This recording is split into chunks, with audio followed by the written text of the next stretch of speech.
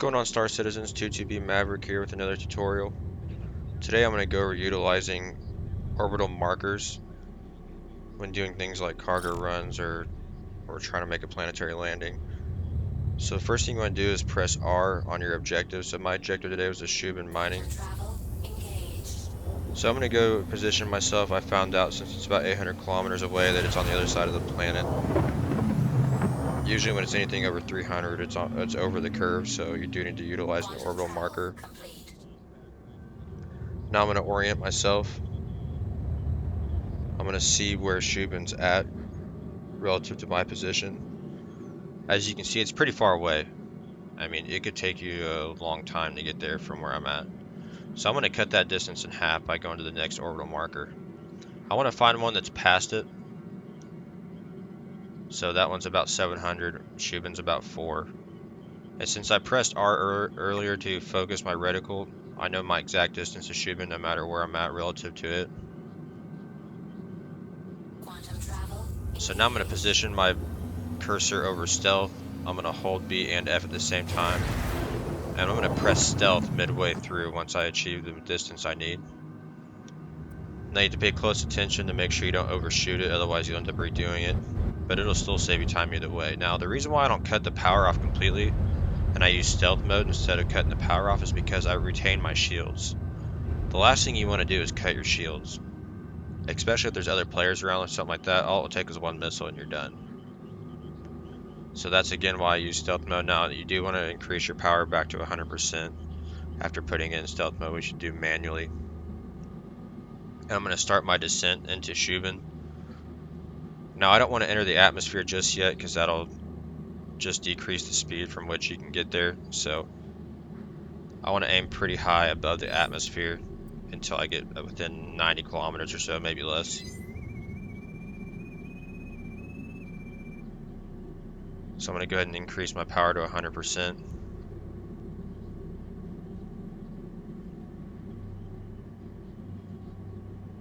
Now I'm going to get to max speed using my afterburners.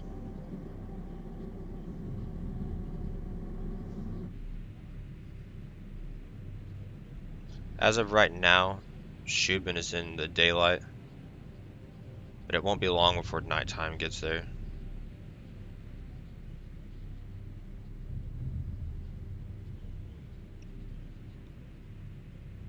You really don't want to deploy your landing gear until you're pretty close, because your landing gear will slow you down significantly.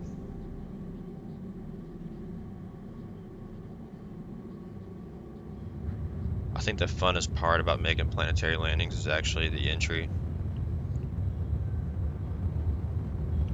I think they did a phenomenal job with the planetary entry into the atmosphere. And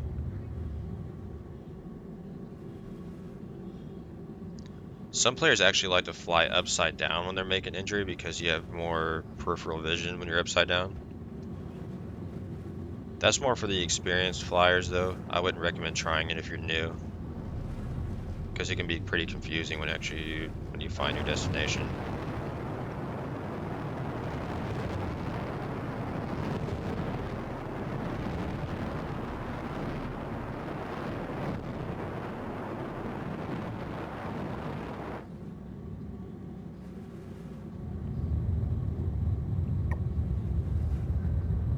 If for whatever reason your flight markers aren't coming on, now that's the markers that show what your orientation is relative to the planet. You typically don't get those unless you're at port or you're going into the atmosphere of a planet.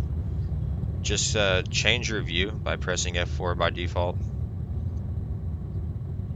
If you want to, hold Z to look around, free look.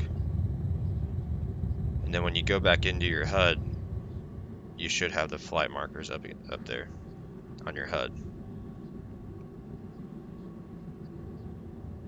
That'll help you orient yourself, stay level with the planet. It's really helpful when you're trying to land.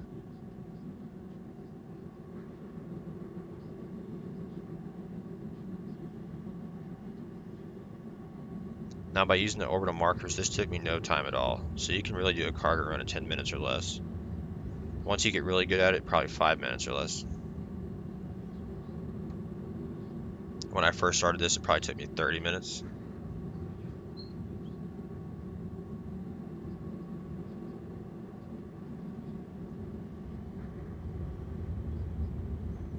So now I'm going to start easing my speed down, even though it really does it for you automatically.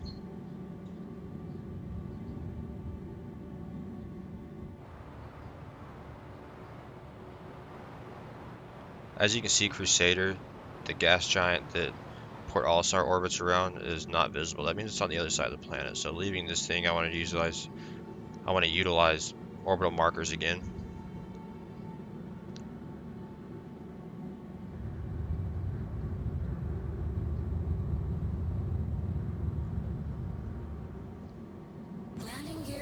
Now the first thing you want to do is make sure that nobody's at Shubin, or whatever objective you're going to. So to give it a moment, see if anybody pops up on your radar.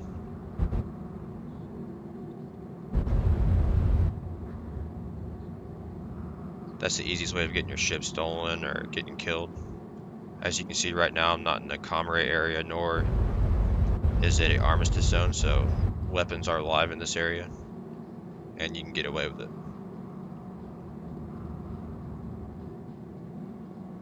Pretty crucial whenever you just spend all your money on cargo. You definitely don't want to lose it right off the bat. Then you're starting over.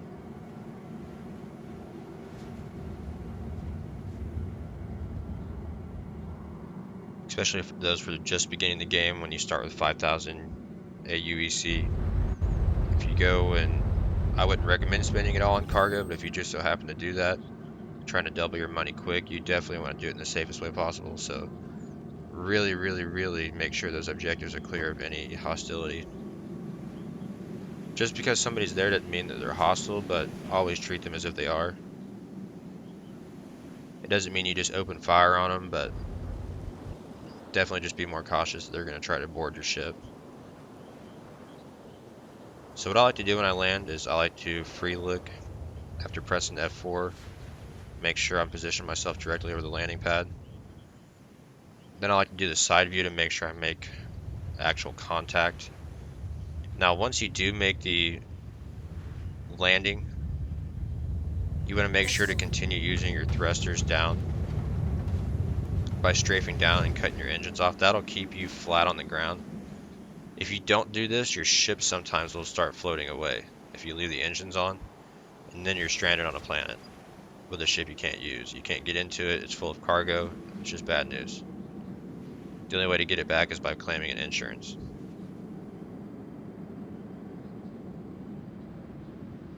I really appreciate everybody watching this tutorial. Be on the lookout for more to come. That's 22B Maverick signing out.